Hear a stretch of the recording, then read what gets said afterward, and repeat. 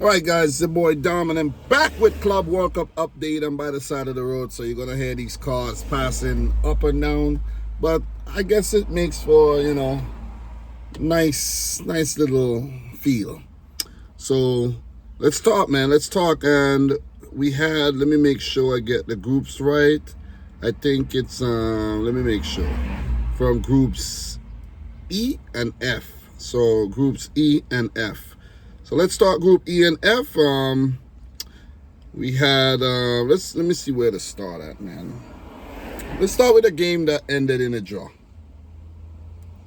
Mamelodi Sundowns and Fluminense. Let's start with that game. You know what's crazy? Every time I'm about to do something and I need my phone, I hate when it freezes up because I'm doing this like real time and it's like, come on, man, stop freezing. You're messing with my flow right now. So 0-0 between Mamelodi Sundowns and Fluminense.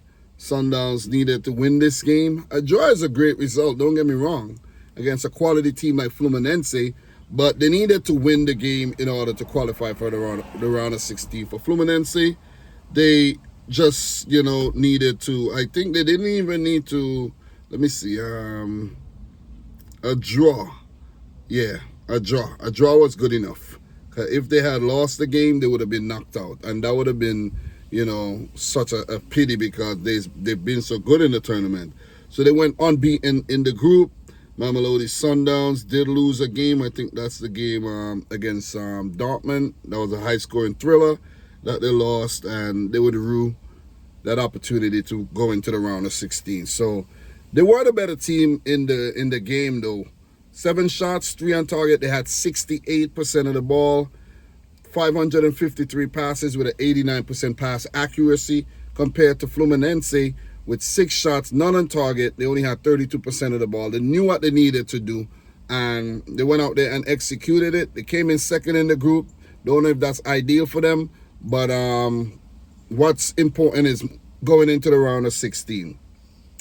But Mamelodi Sundowns, they did give themselves good account for themselves at the tournament. They were one of the most admired teams at the Club World Cup. And it's sad for the African Giants that they are not going to move on to the next round. And as a matter of fact, none of the African teams are going to move on to the next round. Let me just let you know the other African teams. It was Al Ahly from Egypt, Wydad Casablanca from Tunisia. So there were 3 African teams in the tournament, and of course Esperance de Tunis. 4 African teams, and none of them are going to move on to the next round because Wydad knocked out already, Mamelodi knocked out, Esperance de Tunis knocked out, and of course Al Ahly knocked out. So not good. But for Esperance, they did pick up a win, so kudos to them. Mamelodi Sundowns, they did pick up a win. So for the African teams, I wish you better luck next time, but it's game over for that confederation. As for Fluminense, for their round of 16 match, they would actually face Inter Milan. So that's a tough team. Inter has been good for this season. Well, they're counted as this season. And even though they didn't win anything, they have been really, really good. So that's going to be an uphill battle. But I could see Fluminense upsetting Inter. I could see this game going all the way to maybe penalties. So let's keep it moving, man. I think I give that game a lot of attention, and I give both teams the credit that they deserve. That is important. So up next, guys, let me make sure I get this thing right. Let me see. So, let me see. Dortmund won, Ulsan 0. That's a team from South Korea. So, Svensson in the 36 minutes, set up by Jude Bellingham, who has basically hit the ground running at Dortmund. That was the only goal of the game, and Dortmund went on to win the match, top the group, set themselves up really nicely in the next round, where they would face, let Let me make sure I get this right. I don't want to guess because the teams, there's so many clubs that you're not used to, so you can't remember which clubs are in every single group. So they would actually play Monterrey, who has been really good in the tournament so far. They're unbeaten. And Dortmund are unbeaten as well, but Monterrey looks like a tough opponent, man. Sergio Ramos at the back there, Jesus Corona and company. These guys look good. So the Mexican team representing for CONCACAF, and I'll talk about that pretty soon. So let's talk about the Asian clubs, man. The Asian clubs have not represented themselves well at the tournament either. So if we go all the way, let me see, Asian clubs. URA Reds, 3 losses in 3. Ulsan, 3 losses in 3. Al Ain, 2 losses in 2 so far. And the only Asian club that has really put up a good fight and has shown promise is Al Hilal, who look poised to make it to the round of 16 when they come up against Pachuca. They must win that game. A draw won't be good enough. They must win that game. So, but Al Hilal, they've looked good. Unbeaten against Real Madrid and Salzburg. Listen, you got to give them credit, man. You really got to give Al Hilal a lot of credit. Let me make sure that their game is against... Yeah, their game is against Pachuca. I just hate to make mistakes, man, because you guys always catch the mistakes, but I don't know. And then I upload a video, and then you guys, well, you know what, yo, Dom, it's not goal difference, it's head-to-head. And then goal difference comes in as a second decider. I'm like, oh, God. I didn't know that. I really, really didn't know that.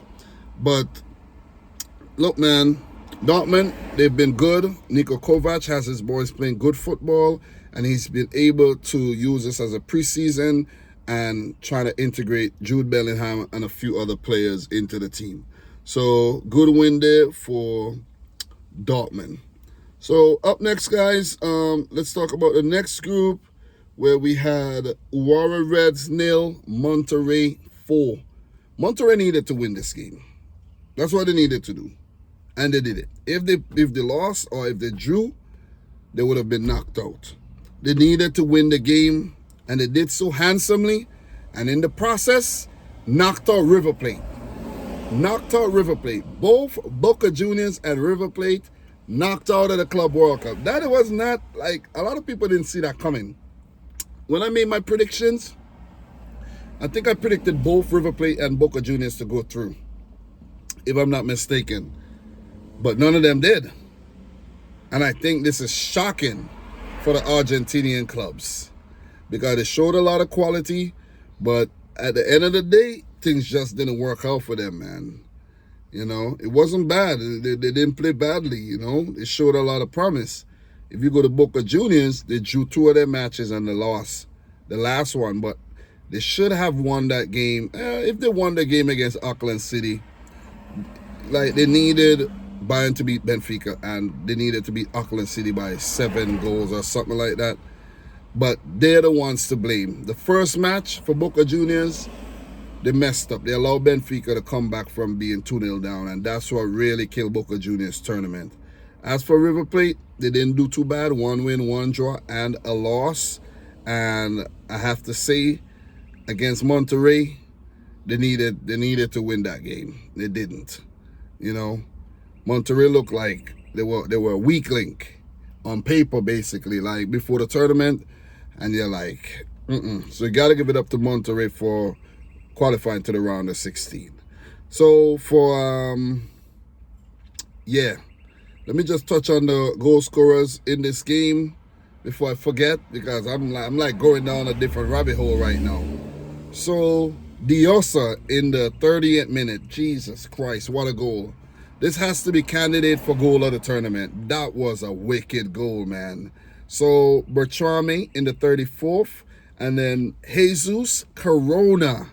I think his nickname is Tecatito, if I'm not mistaken. I used to say Tecacito. I think it's Tecatito. Oh man, what a goal again. So 2 really good goals, 2 worldies, 2 goal of the tournament candidates in this win here for Monterrey. And then Bertrame again late in second half extra time to give the Mexican Giants a 4-0 win, resounding 4-0 win against the Red Diamonds here of Japan. So Monterrey move on to the next round. Urawa Reds go home. And last but not least, guys, Inter Milan 2, River Plate 0. River Plate needed to win this game and hope that results go their way in the other game, and this didn't happen. They didn't look too bad in the match. They didn't look too bad, but they just lacked that cutting edge, man. They had 10 shots at goal, 2 on target. They had 44% of the ball. They looked decent, but Inter were the one, you know, carving out the chances, and they were rewarded after 16 shots, 3 on target. They had 56% of the ball. We had River Plate not making things easier for themselves as well, having a man sent off in the 66th minute, making things a lot easier there for Inter, as Pio Esposito, the younger brother of Sebastiano Esposito, I think his name Esposito, I think his name is Sebastiano, but his younger brother have come through, was on loan, and he's been doing really well, and rewarded with that, scored a 72nd minute goal.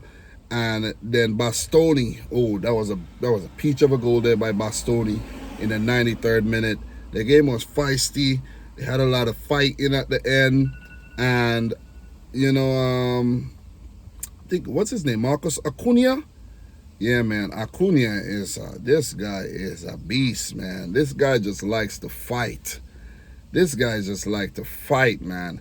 Guys, you know what I like to see a fight? I like to see a fight between Gary Medel, the Chilean, and Marcus Acuna. They look kind of alike, but these are some of the roughest and toughest footballers going around, man. But he was just spazzing out, man. Marcus Acuna was crashing out, just like River Plate. Yeah, man, River Plate crashed out big time, man. These guys were fighting. Gonzalo Montiel got sent off at the end there, and Inter, you know, kept their reputation intact.